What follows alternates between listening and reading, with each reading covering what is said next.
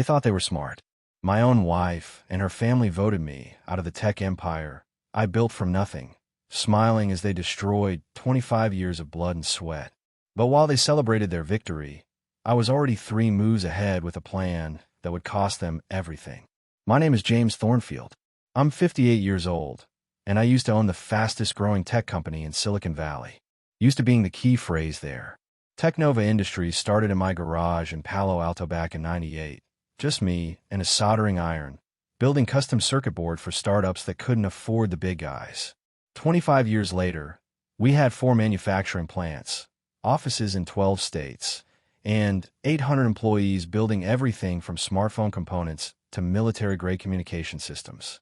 The betrayal came on a Tuesday morning, right between my second and third cup of that awful conference room coffee.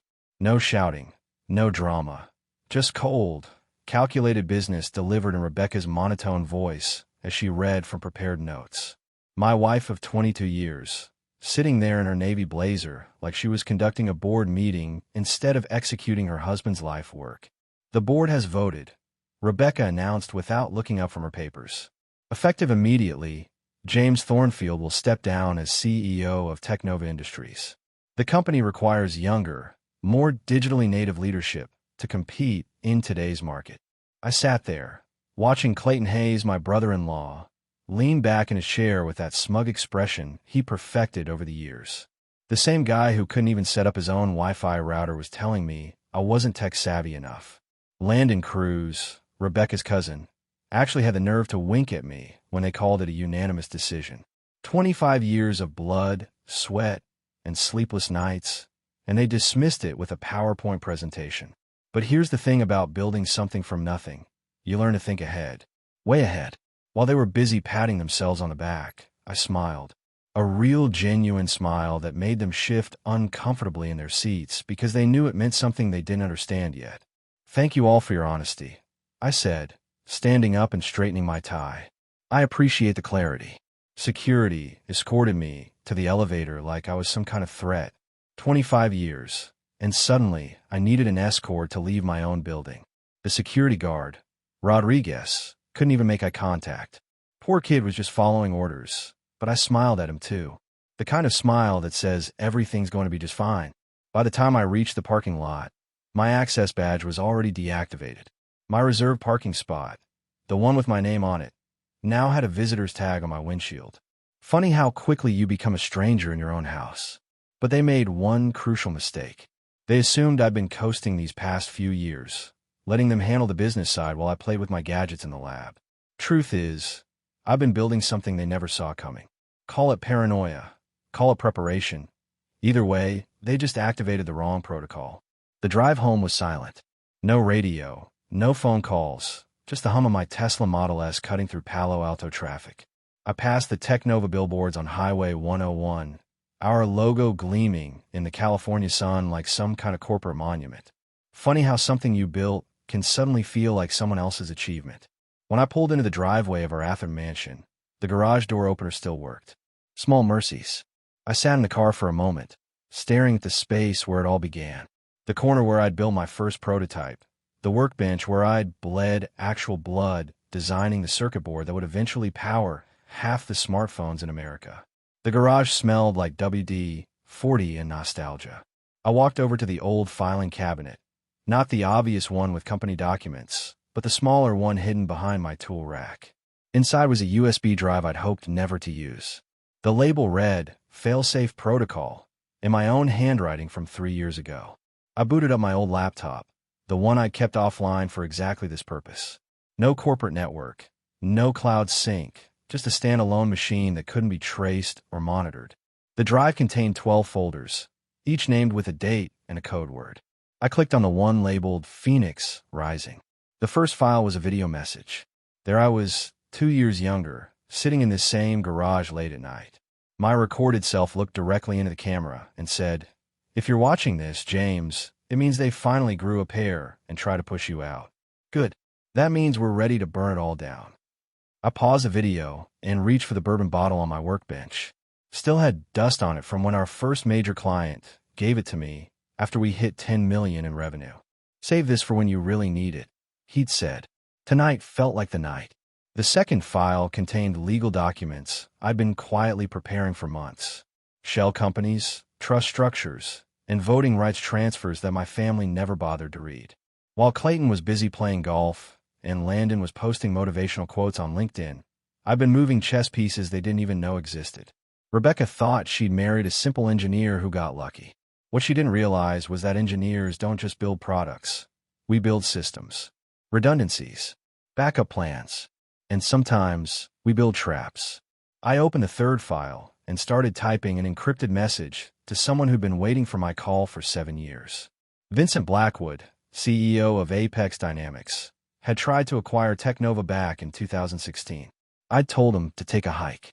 Tonight, I was going to make him an offer he'd never forget. The message was simple. Vincent, remember our conversation about strategic partnerships? I'm ready to discuss terms. Tonight, I hit send and leaned back in my chair. Phase 1 of the Phoenix Protocol was now active. My family thought they'd killed me, but they'd just given me permission to resurrect myself as something much more dangerous. Vincent Blackwood called me at 11:47 p.m. I was still in the garage, surrounded by documents and empty bourbon glasses, when my secure phone buzzed. James Thornfield. Vincent's voice carried that familiar edge of barely controlled ambition. After 7 years of radio silence, you reach out tonight. I'm intrigued. Vincent, I'm ready to discuss that acquisition you've been dreaming about, I said, cutting straight to the point. But there's something you need to know first. I don't just want to sell, I want to destroy. There was a pause. Vincent understood power plays better than anyone in Silicon Valley. What happened? Family coup. They voted me out this morning, thinking they were inheriting an empire. Problem is, they never bothered to understand what they were stealing. And what weren't they understanding, James? I pulled up the corporate structure charts on my laptop. They think they own Teknova. Truth is, I've been moving asset for 3 years. Shell companies, trust arrangements, offshore holdings. The real question is, are you still interested in acquiring the crown jewel of Silicon Valley tech? Name your price. $79 million. Cash. Full transfer within 24 hours. Vincent laughed. Not the friendly kind, but the sound a shark makes when it smells blood. You're serious. You want to burn them out completely. Every last share, Vincent. And I want them to find out from you personally. Deal. I'll have my legal team draw up the papers within the hour. After ending the call, I walked to another corner of the garage and pulled back a tarp covering an old motorcycle. Beneath it was a floor safe I'd installed 5 years ago. Inside were documents that would make Vincent's acquisition look like child's play compared to what was coming next. The folder was labeled Ava Thompson, personal and confidential. Ava was my daughter from a relationship before Rebecca, a brilliant young woman who'd been working in Teknova's IT department for 2 years under her mother's maiden name. Rebecca and the family had no idea who she really was. I dialed Ava's number. She answered on the first ring. Dad, I heard about the board meeting. Are you okay? Ava, I need you to listen carefully, I said. Tomorrow morning, Vincent Blackwood is going to take control of Teknova. I need you to be ready to execute Protocol 7. The system backdoors. Every single one. Administrative access, financial records, client databases. I want complete control transferred to Blackwood's team without anyone knowing you're involved. Dad, that's going to destroy their ability to fight back. That's the point, sweetheart. They declared war on the wrong engineer. The law office Vincent chose was deliberately obscure, a glass tower in downtown San Francisco that most people drove past without noticing. At 2 a.m., it was perfect for our purposes. No witnesses, no records, just 2 men conducting business in the shadows. Vincent was waiting in the conference room, surrounded by 3 lawyers and enough paperwork to choke a horse. He looked exactly like I remembered. Sharp suit, sharper eyes, and the predatory confidence of someone who'd built an empire by consuming smaller companies. James, he stood and extended his hand. You look like hell. I feel worse, I replied, shaking his hand firmly. But I'm about to feel a lot better. The lead attorney, a woman with steel gray hair and no patience for small talk, slid a folder across the table. These are the transfer documents. $79 million for all shares controlled by James Thornfield and Teknova Industries, to be transferred to Apex Dynamics through the subsidiary Blackstone Holdings. I scanned the papers quickly. Everything looked clean, untraceable, and completely legal. What about the employee transition? That's your family's problem now, Vincent said with a cold smile. Though I suspect most of the key personnel will be interested in discussing new opportunities once word gets out about the management change. Speaking of management changes, I pulled out my own folder. You'll need these access codes. Complete administrative control over all systems, financial accounts, and client databases. My daughter Ava will ensure a smooth transition tomorrow morning. Vincent raised an eyebrow. You have a daughter in the company? IT department. She's been my insurance policy for 2 years. Rebecca and the others have no idea she exists. Remarkable. A family coup undone by family they didn't know existed. I signed the final documents and watched as Vincent's attorneys notarized each page. $79 million was about to change hands, and my so-called family would wake up tomorrow owning exactly nothing.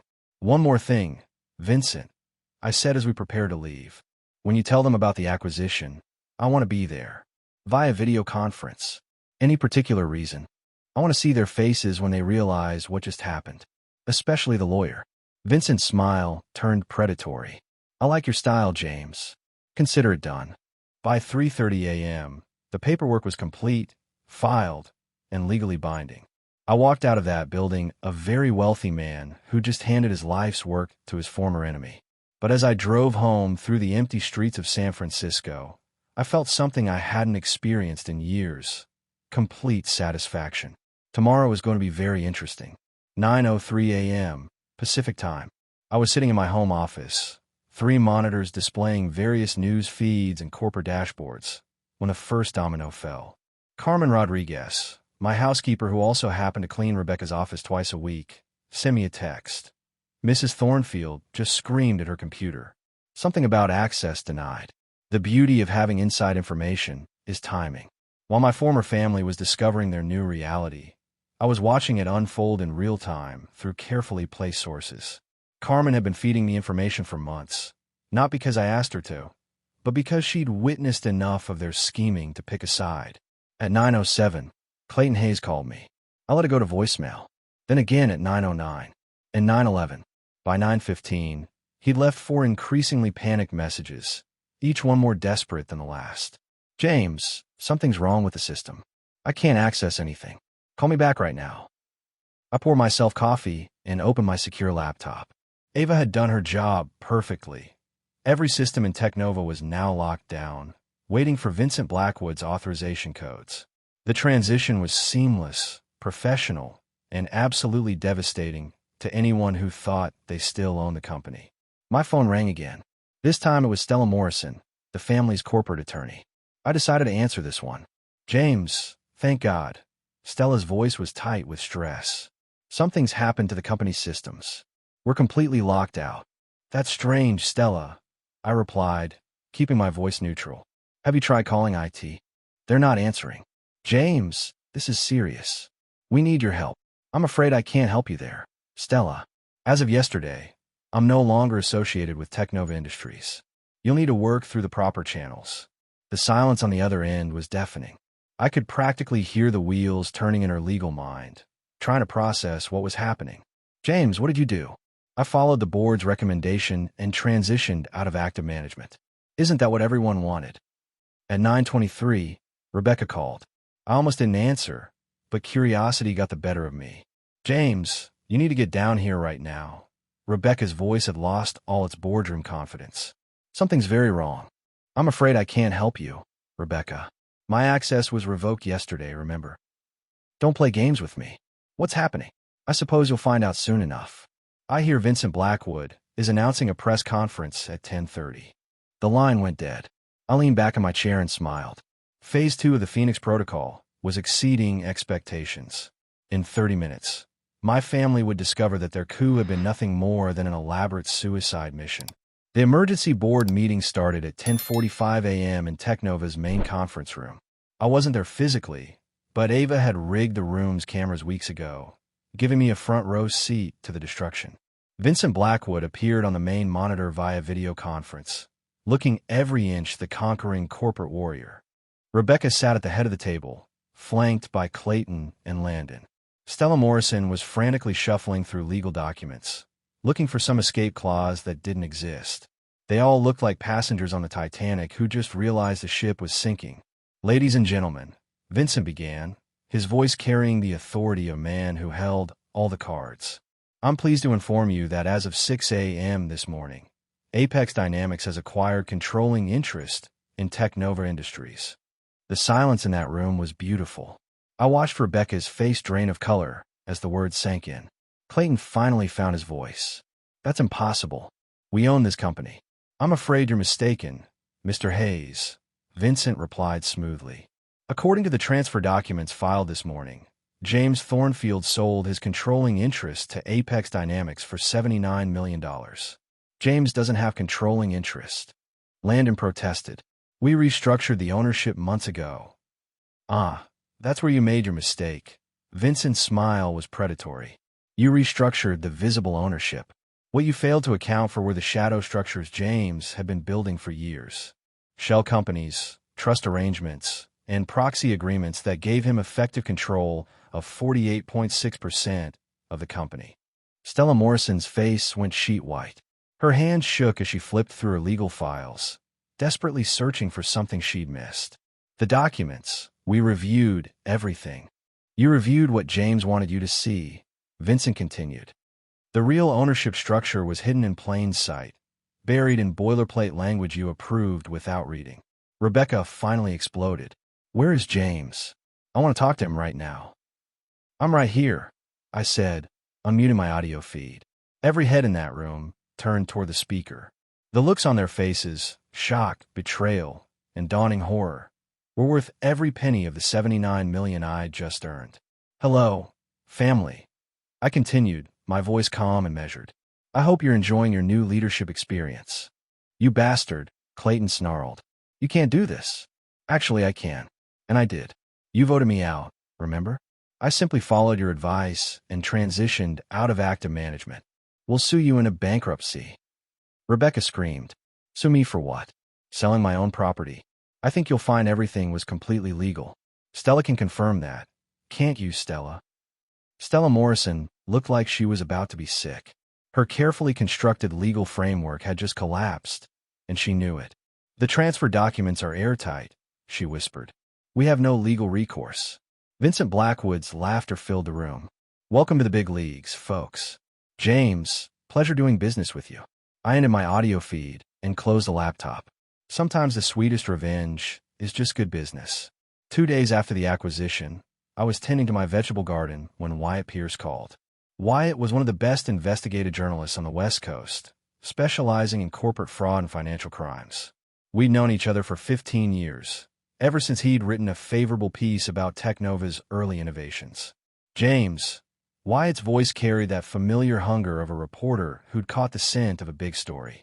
"I just got off the phone with Vincent Blackwood's PR team.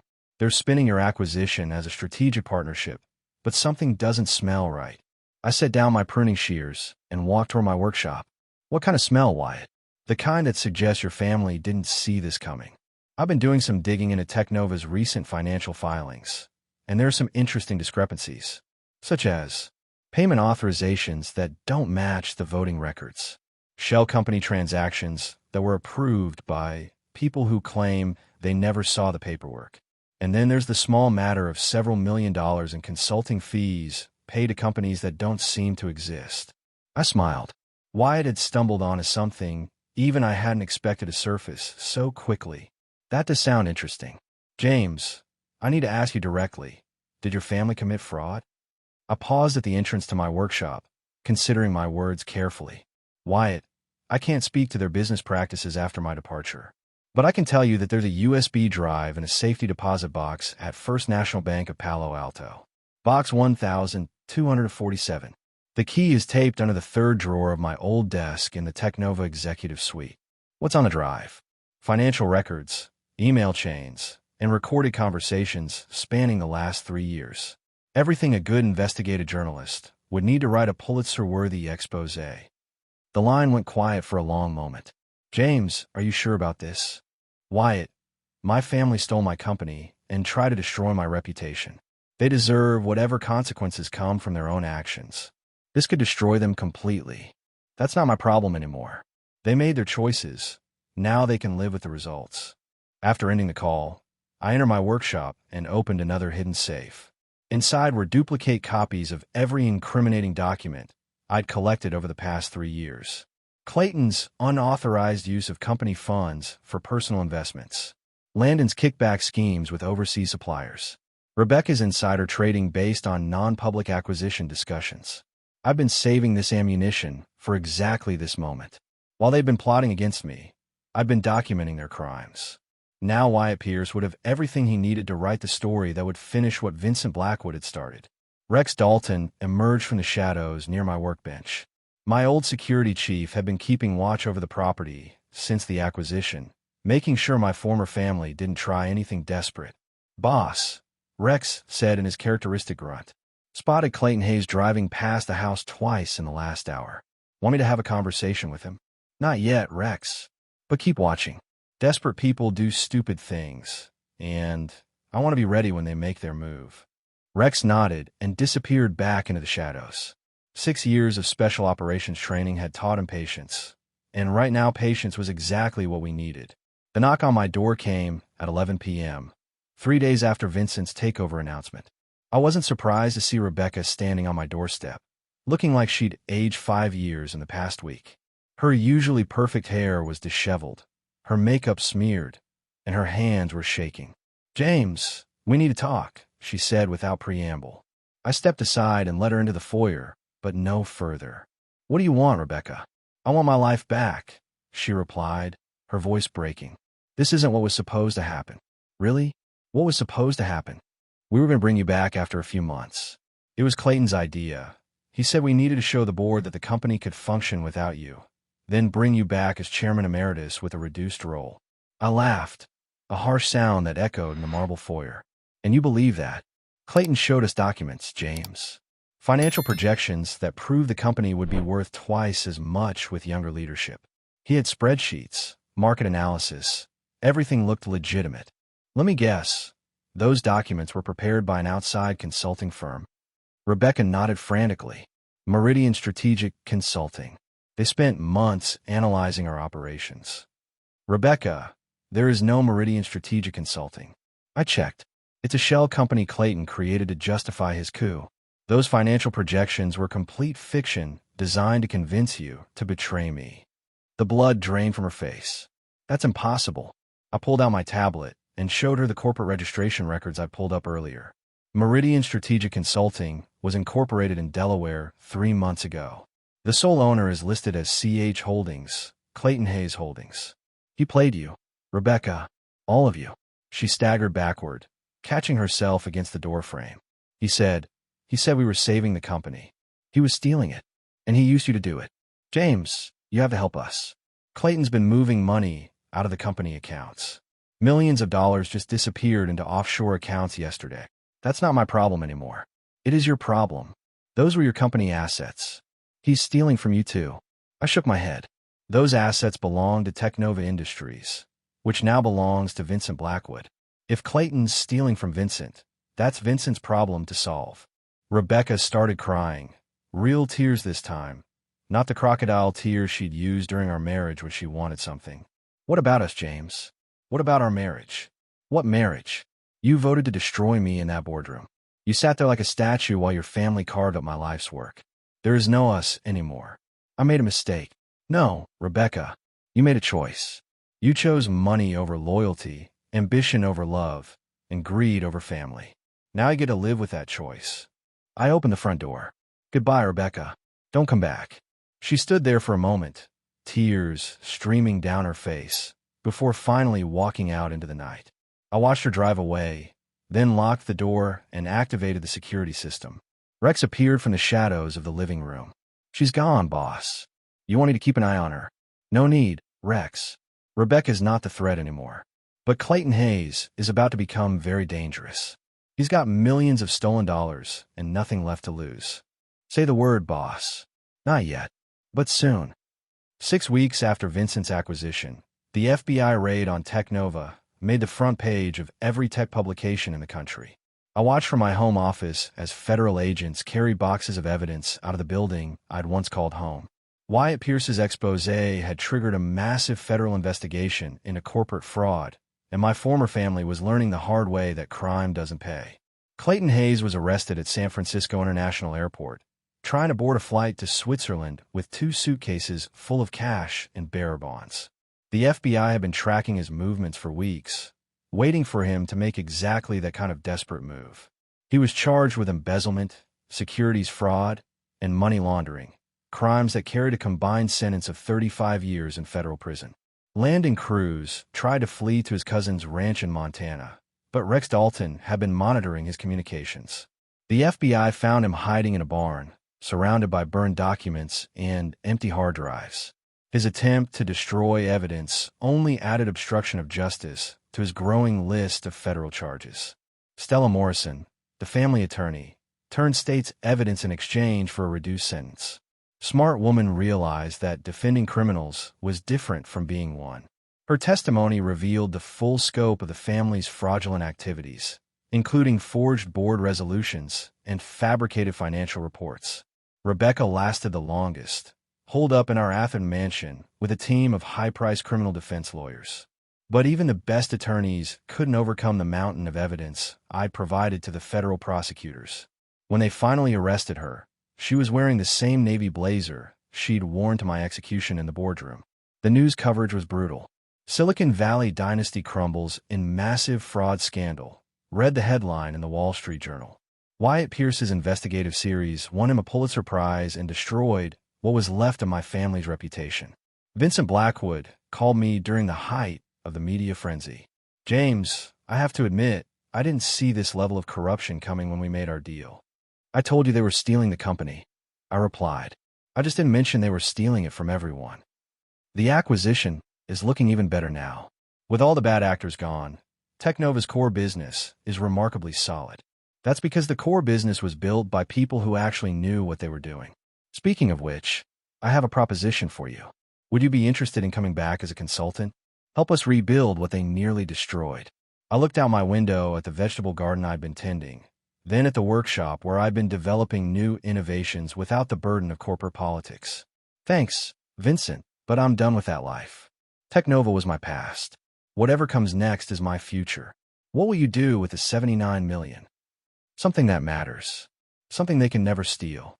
1 year later, I stood in the lobby of the Thornfield Innovation Center, watching young entrepreneurs pitch their ideas to a panel of investors.